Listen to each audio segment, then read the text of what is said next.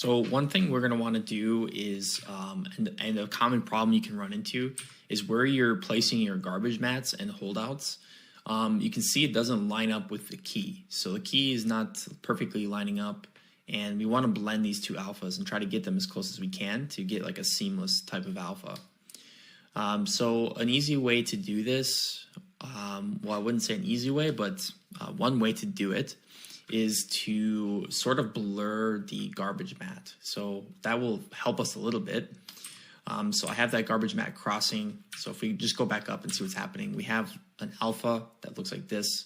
We're garbage matting it to get rid of the beam, and then we're adding the holdouts over the top. But first, we can kind of blur that garbage mat a little bit. So if we put a blur on that mat and we just increase it a little bit, we can see it's going to soften that edge a little bit. We don't want to soften it too far because then we'll start to, get some of that area back that's underneath. But we can at least soften that edge and sort of get something like that. And that's getting us a little bit closer in terms of a blend.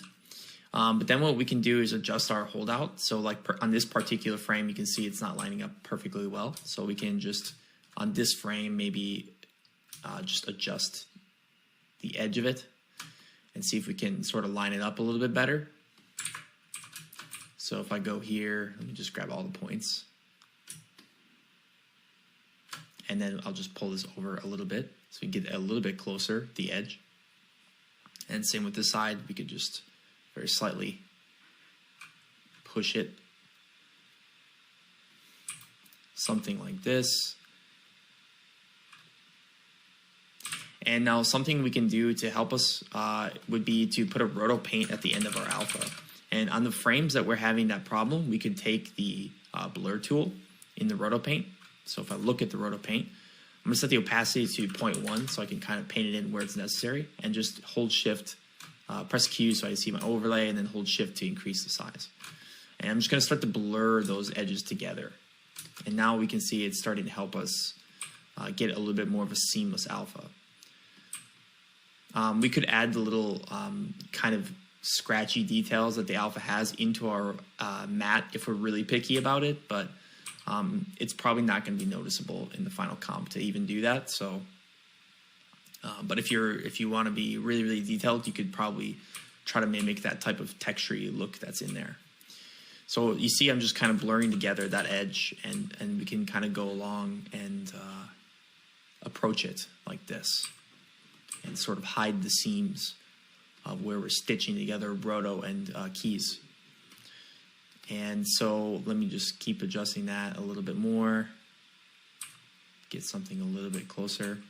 Of course, you could clone stamp as well. So any trick you can do is going to work.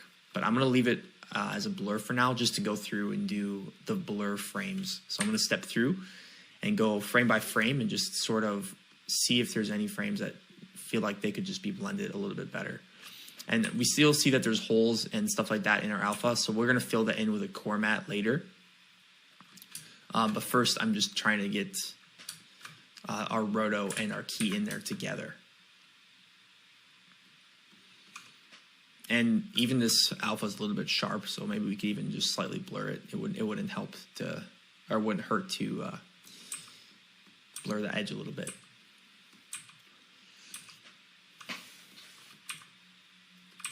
So we can go through and just double check all the areas there. I'm gonna disable the garbage mat for a second just to see where our lineup problem is. So we can see like here.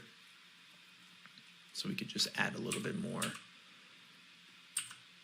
So in this particular frame, we might need to add like a very slight roto shape here to kind of have that motion blur matching a little bit closer. I'm just going to blur this edge a little bit as well. And this is a super motion blurred object, so it's okay if we have to do a little bit extra work. So we see like in the original alpha, we get that really, if I'm not looking before we do basically what I'm doing is I'm comparing before the garbage mat, and then I'm looking at what the garbage mat did, and then I'm looking after the garbage mat.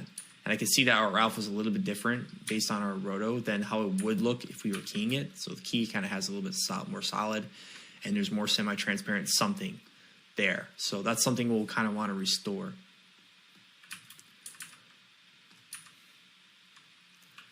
But I'm not going to worry about that for now. I'm just going to try to get all the other parts working. So I'll just try to keep kind of blending across that edge. Make sure you don't switch to the wrong tool here. If you switch to one of these, it's going to start messing up everything. So make sure you're on the blur. And then we can just sort of softly blend these together.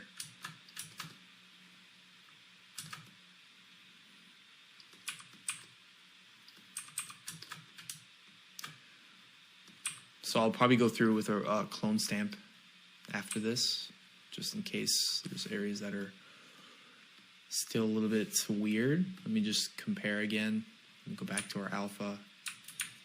So some of these areas as well, some of the rotor shapes are kind of harsh, so I just want to blur them a little bit so we don't get weird shapes in our end alpha.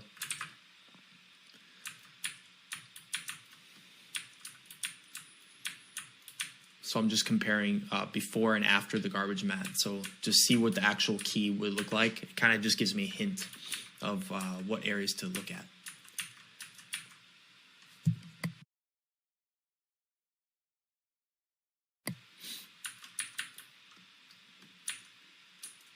So for example, this might not be the most accurate motion blur from our roto, but we'll keep stepping through. Again, we're losing detail. We're going to need to restore that to get a good key. So you can see it's quite time intensive to get this level of detail when you're working. So just keep going through. So here we can see again that garbage mat. So we'll try to blur that. Just blur it a little bit. And if we want to make that a little bit more solid, we can go back in there at the end and paint it. So we can just paint the alpha. It's probably going to be the easiest way for such a blurry object to just take a paintbrush and literally just kind of manually do it. Same for here. You see we're kind of losing a little bit of that solidity that's in the original key. So we could try to even take some of that key. Maybe we could kind of key mix some of that key back in. So we'll look at different options.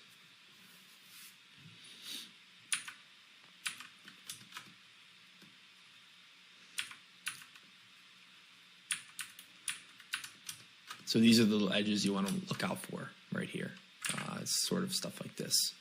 And maybe we could get a better with a clone stamp on this part, so we could take like some of the alpha from a little bit lower and just kind of clone stamp it, and maybe set the opacity lower, so we can just kind of easily, softly brush that in. So if I disable and enable, you see we're kind of just getting that edge there.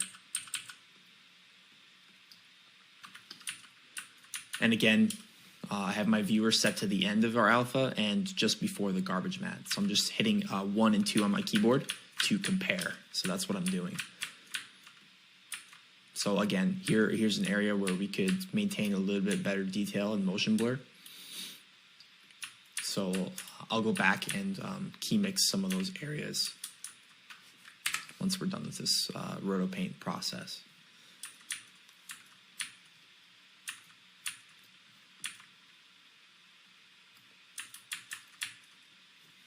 So let's take the blur, just go here.